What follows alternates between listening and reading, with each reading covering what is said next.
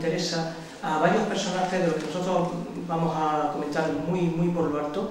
porque como ya digo, cada uno de ellos, Sextilio Ena, que aparece ahí en negrita, o Porcio Latrón, o Junio Legalión, cada uno de esos tres personajes cordobeses requiere un tratamiento distinto y por extenso. Por ejemplo, apenas conocemos a Sextilio Ena, que es el primer poeta conocido de Córdoba, bueno, de toda la Hispania romana, pero también el primer poeta de Córdoba. Pertenece al siglo I a.C. Solamente conocemos un verso de él, gracias a la cita que hace Séneca el Viejo. Está ahí el verso en latín, de Flendus Cicero est gratiaeque silentia linguae, algo así como que hay que llorar a Cicerón y los silencios, o el silencio de la lengua del Lacio, que es el latín. Ya veremos dónde fue pronunciado este verso, y muy por lo alto, y bueno, y en qué ambiente se movía nuestro primer poeta de Córdoba, Sextilio Ena.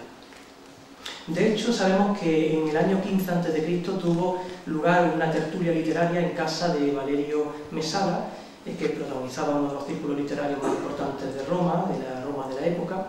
Y bueno, pues ahí aparece Sextilio Ena, nos cuenta la anécdota, Séneca el Viejo, una anécdota interesantísima. Están tratando una suasoria, que era una especie de ejercicio retórico en el que tenían que defender, digamos, una idea e intentar convencer al auditorio. Y resulta que el tema de la controversia es un tema muy interesante, trata sobre Cicerón. ¿Debería Cicerón suplicar por su vida a Marco Antonio o no? Y es un tema interesante desde el punto de vista histórico porque sabemos que Cicerón fue asesinado por Marco Antonio. En una maniobra política que hay ahí un poco sucia, al final de la República, al principio del Imperio, lo que es entre el primer y segundo triunvirato después del asesinato de César, y que consiste en que Cicerón prácticamente es entregado en bandeja por Octavio Augusto, que luego fue el primer emperador romano, y resulta que Marco Antonio es el que se encarga de asesinar a este famoso Pater Patriae, figura importantísima, Cicerón, de la Roma de la Republicana. Claro, fijaos que si este ejercicio retórico, si esta suasoria se pronuncia en el año 15 a.C., cuando está gobernando el emperador Octavio Augusto, que está implicado en la muerte de Cicerón,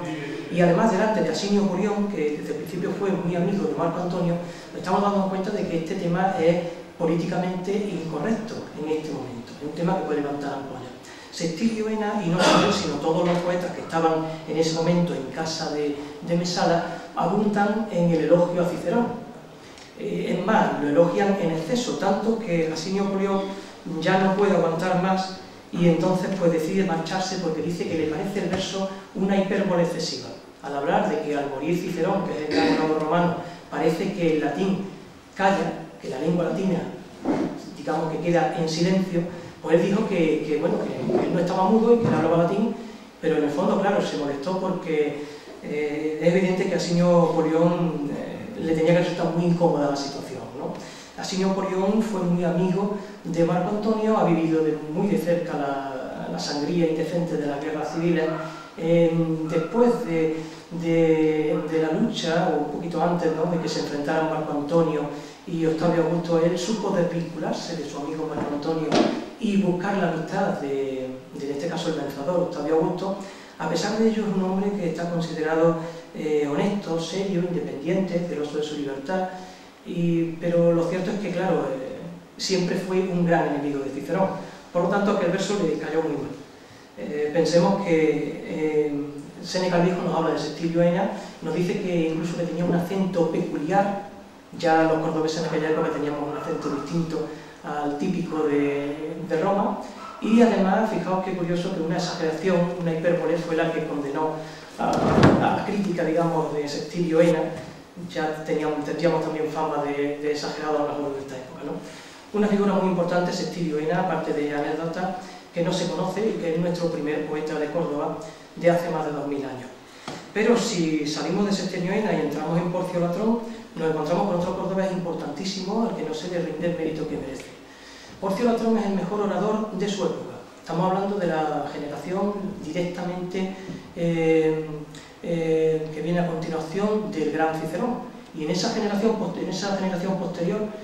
Porcio Latrón es el mejor, está considerado el mejor orador de su época. Es un hombre muy importante, acude con 12 años junto con Séneca el Viejo a Roma, se prepara con esmero en el mundo de la retórica y de la oratoria y monta una escuela de retórica muy importante y muy famosa en la urbe, en Roma. Tuvo alumnos muy importantes, entre ellos el propio Ovidio, el famoso poeta Ovidio. Y bueno, pues es un hombre que nunca se metió en política, él estaba sobre todo en los ambientes culturales, pero hay una anécdota muy curiosa que él protagoniza y con la que molesta al emperador Octavio Augusto sin quererlo, porque como ya digo, él no estaba implicado en la política, era un opositor muy moderado al régimen del Principado, al régimen de los emperadores, pero resulta que en el año 17 a.C., nuestro querido Porcio Latrón está pronunciando una controversia que alude a un joven humilde que es adoptado y elevado de categoría. En ese momento, Agripa, que es la mano derecha de Octavio Augusto, se enfada enormemente porque piensa que es lo que está diciendo es una especie de indirecta, muy directa a su caso concreto, ¿no? Me explico. Octavio Augusto no podía tener hijos y por lo tanto, pues en un principio no pasaba nada, pero a medida que pasa el tiempo, el problema es que la situación de la sucesión al frente del imperio se va complicando y piensa en adoptar a los hijos de Agripa. Claro, Agripa era un personaje que venía de lo más bajo y que el propio Octavio Augusto, el emperador, piense en sus hijos como herederos y piense adoptarlos, es elevar a alguien a una categoría muy superior. Pensó que la controversia que trataba Porcio Latrón era una crítica indirecta a su situación y le dijo directamente a Latrón que terminara la controversia inmediatamente, que terminara de hablar, porque el emperador tenía prisa y no estaba dispuesto a esperar más tiempo. De hecho, el emperador estaba apoyando a Porcio Latrón, lo que indica que era un hombre muy importante en la época, pero aquella situación pues jugó en su contra, ¿no?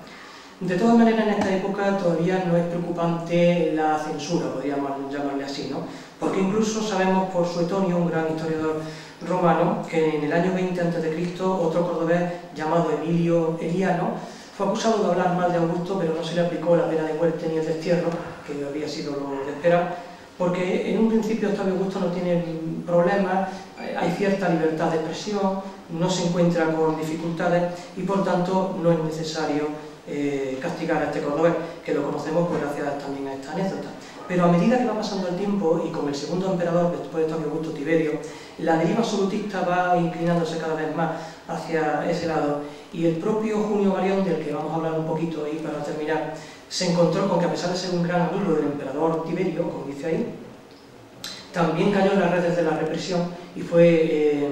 exiliado durante 5 años a la isla de Lesbos, simplemente porque hizo una alusión que él quería que fuera una adulación a la persona de Tiberio, pero que Tiberio se lo tomó mal y entonces lo desterró durante 5 años. Peor le fue a Sexto Mario, el cordobés más rico no de la Bética, sino de toda Hispania, un hombre que tenía una riqueza impresionante a partir de las minas de oro, plata y cobre de Sierra Morena. Se piensa que la Sierra Morena viene del Mons Marianus, que es el monte de Sexto Mario, y este hombre que era riquísimo fue condenado,